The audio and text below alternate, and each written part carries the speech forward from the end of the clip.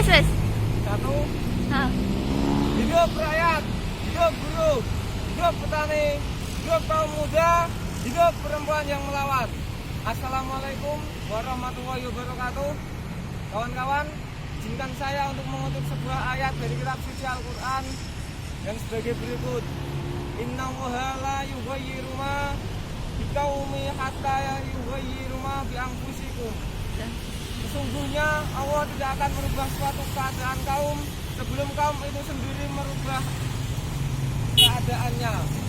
Dari ayat itu jelas sekali kawan-kawan bahwa perubahan terjadi pertama-tama karena usaha kita sendiri, dan kemudian ridha Allah lah yang melanjutkannya. Hal ini mestinya semakin meneguhkan keyakinan kita bahwa semua yang kita nikmati hari ini seperti 8 jam kerja, upah lembur, jaminan sosial, dan beberapa hal lainnya adalah dengan kita sendiri. Lapisan darah kita tidak diberikan gratis oleh para pejabat, penguasa negeri ini. Sekali lagi, semua itu adalah hasil perjuangan kita, kaum buruh dan rakyat yang tertindas lainnya.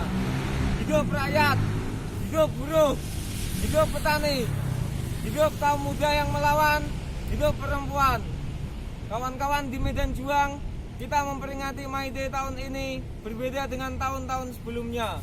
Tidak ada long march dari kawasan-kawasan industri, tidak ada mimbar protes di seberang istana negara ataupun di kantor gubernuran. Tidak bisa melampiaskan amarah di belakang pagar gubernur, gedung parlemen, atau di kejauhan pendopo bupati. Tidak bisa berangkulan hangat, menebar senyum, dan atau saling memetik yel-yel. Pandemi COVID-19 menghentikan kita sementara. Saya ulangi, sementara. Percayalah kawan-kawan bahwa kehendak sejarah berpihak kepada kelas tertindas. Tidak boleh berpikir bahwa suatu titik terhenti berarti berhenti selamanya. Tak patut kita berpatah asa ataupun berkeping hati, sebab hari-hari esok adalah milik kita. Kawan-kawan, dalam arah juang yang sama, kita sekarang hidup dalam situasi di mana dua problem besar sedang bertumbuhan kencang. Pertama, krisis akut kapitalisme, dan yang kedua adalah pandemi COVID-19. Ini adalah komplikasi yang berbahaya. Sejak krisis 2008, wajah dunia tak pernah lagi sama. Ekonomi dunia terus saja melandai. Hampir setiap pekan dalam satu dekade terakhir, pasar saham terkontraksi. Akibatnya, tahun demi tahun angka pengangguran naik tajam hampir di seluruh penjuru bumi.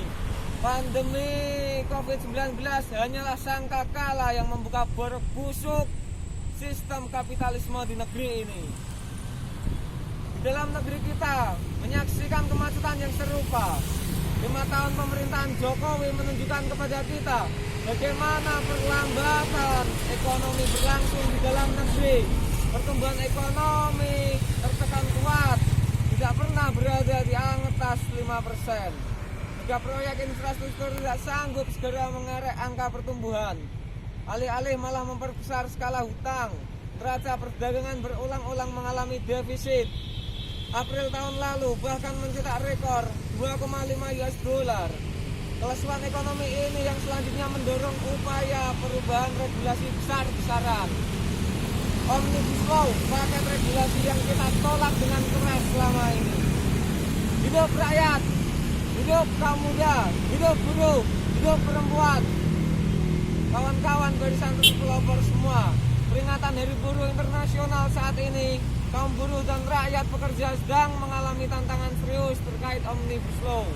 Upaya mengundang investasi secara ugal-ugalan membawa konsekuensi yang serius pada kondisi pekerja, kaum tani, kelestarian lingkungan, dan juga perempuan serta hukum.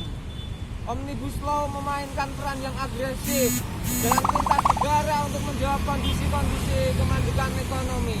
Menjadi cara yang brutal, rakyat benar-benar diabaikan. Selama berbulan-bulan, berbagai lapisan rakyat terutama kelas buruh melakukan mobilisasi secara aktif di berbagai kota, tapi sama sekali tidak didengar oleh para penguasa di negeri ini. Masalah Omnibus Law masih akan menjadi persoalan besar gerakan rakyat ke depan. berdampingan dengan dampak-dampak krisis seperti PHK, membesarnya jumlah pengangguran, dan jatuhnya adalah beli resiko kerawanan pangan dan menipisnya hak-hak demokratis rakyat Indonesia. Masalah-masalah fundamental tersebut berakar pada sistem yang membenarkan eksploitasi manusia terhadap manusia demi laba, keuntungan, dan akumulasi pemodal.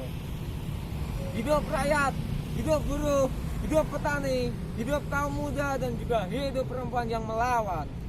Kawan-kawan senasib seperjuangan, pada May Day tahun ini, pertama-tama kita harus kembali mengokohkan solidaritas kita.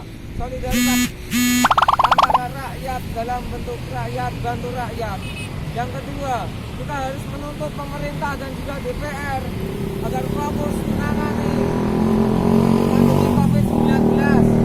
Dan tak ada yang lebih penting dibandingkan keselamatan rakyat. Yang ketiga, kita harus mendesak stop PHK secara besar-besaran, jaminan kesehatan, dan juga keselamatan kerja. Berikut garansi ketersediaan pangan. Saya ingin menutup orasi ini dengan mengutip ucapan Nelson Mandela, lelaki yang menghabiskan 27 tahun usianya karena memegang teguh sebuah prinsip. Mengatasi kemiskinan bukan sebuah sikap amal, itu merupakan tindakan keadilan. Itu merupakan perlindungan terhadap hak asasi manusia yang fundamental, hak atas martabat dan juga kehidupan yang layak. Selagi kemiskinan berlanjut, tidak ada kemerdekaan sejati. Hidup rakyat, hidup buruh, hidup petani, hidup kaum muda, hidup perempuan yang melawan. Sekian dari saya, wassalamualaikum warahmatullahi wabarakatuh.